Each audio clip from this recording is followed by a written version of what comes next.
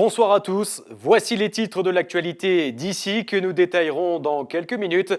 C'est un empereur au petit pied. Ces mots, ce sont ceux de Jean-Michel Arnaud, vice-président du Conseil général des Hautes-Alpes et maire de Tallard, qui était notre invité ce midi sur l'antenne de DC Radio. Et il utilise ces mots pour qualifier le préfet des Hautes-Alpes, Pierre Bénard. On savait que l'ambiance entre les deux hommes était très tendue. On y revient au cours du journal. Faible mobilisation ce matin à Gap contre la réforme des rythmes scolaires. Ils étaient une cinquantaine devant l'inspection académique. Le cortège a ensuite rejoint la préfecture en passant par la rue Carnot. Seulement 7% de grévistes aujourd'hui dans le monde de l'éducation. Une trentaine de personnes s'étaient donné rendez-vous ce midi devant le monument aux morts de la ville de Gap. Un hommage a été rendu aux anciens combattants tombés sur le sol algérien. Des gerbes de fleurs ont été déposées par les diverses autorités présentes. Et puis, l'édition demain de la nuit du tourisme à Gap au Quattro, un rendez-vous qui allie gastronomie et bon goût, le tout à la sauce locale. Un rendez-vous organisé par la Chambre de commerce et d'industrie des Hautes-Alpes en partenariat avec le CDT et la Chambre d'Agri, entre autres, et animé par plusieurs restaurateurs du département. Nous sommes allés à la rencontre de l'un d'entre eux, c'est Yann Mérès, chef de la Maison Jaune. On l'écoute. Je trouve que c'est déjà une très très belle initiative de pouvoir mettre un peu en valeur toute la gastronomie, donc pas forcément aux alpines, mais des professionnels, donc tous les restaurateurs. Donc c'était vraiment une belle soirée parce qu'on doit produire pour 380 personnes, donc c'est pas négligeable. Et puis on travaille donc main à main. Donc moi je suis avec le restaurant Le Bouchon et le restaurant Le Pasturier, qui sont juste mes voisins également sur la placette. Et donc voilà, hier on a travaillé une bonne partie de la journée, donc moi je les rejoigne après mon service. Donc on a une superbe entente, on s'entend très bien, on a beaucoup de points communs. Et là, nous préparons l'entrée. Donc en fait, c'est un produit à base du petit épeautre, donc d'origine biologique et des Hautes-Alpes.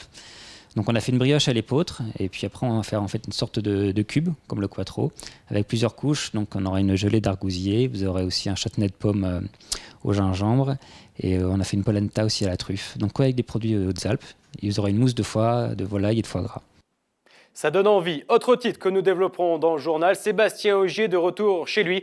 Le Champsaurain, champion du monde des rallyes WRC, était aujourd'hui dans le Champsaur afin de préparer le rallye de Monte-Carlo. Reportage sur place d'Adrien Citeau à retrouver dans notre journal. Et puis, demain, c'est le lancement du Téléthon 2013. Tout s'organise et nombreux sont ceux qui mettent la main à la pâte pour aider autant qu'ils peuvent à l'occasion du Téléthon.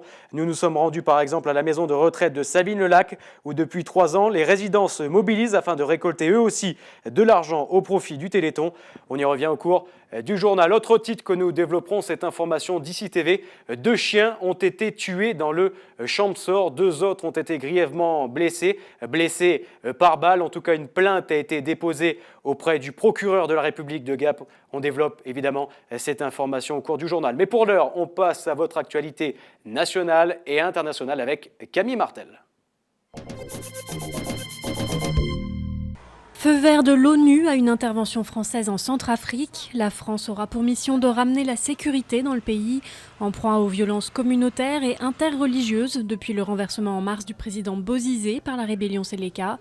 Plus de 80 cadavres ont été retrouvés dans une mosquée et dans les rues de Bangui après les violences de la journée. La Russie dénonce l'hystérie occidentale alors que les États-Unis et les Européens ont signifié leur soutien aux manifestants ukrainiens. Ils sont des milliers à occuper depuis des jours le centre de Kiev pour protester contre le refus du pouvoir de signer un accord d'association avec l'Union européenne. Depuis sa prison, l'opposante Yulia Tymoshenko, égérie de la révolution orange en 2004, a réclamé des sanctions contre le président Yanukovych. Les enseignants battent de nouveau le pavé contre la réforme des rythmes scolaires. Soutenus par une partie des parents seulement, ils réclament son assouplissement, voire pour certains son abandon. La réforme est mise en œuvre par 17% des communes depuis 3 mois. Les autres y passeront à la rentrée 2014.